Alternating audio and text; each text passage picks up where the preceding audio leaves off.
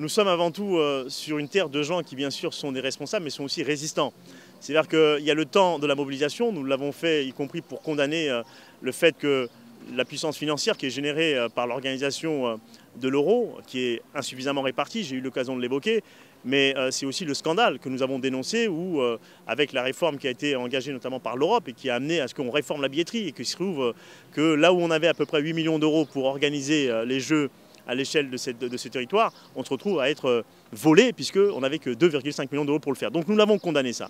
Au même titre que nous avons aussi condamné le mur de la honte, le mur de l'apartheid qui divise à la fois je veux dire, les commerçants et qui fait qu'on se retrouve dans un îlot finalement je veux dire de gens qui se sentent un peu impuissants et de l'autre côté des gens qui finalement se sentent dominants.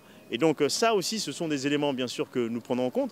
Il y a le temps de l'événement mais nous sommes avant tout des gens qui sont conscients. Donc nous n'oublions pas que une fois l'euro bien sûr passé, il y aura aussi des luttes à mener pour justement faire la réparation de ce qui est aujourd'hui un UEFA, qui est surtout, je veux dire, une autorité qui organise des jeux. Ce n'est pas tant le problème de gagner de l'argent. La seule chose sur laquelle on a un désaccord, c'est la répartition de cet argent.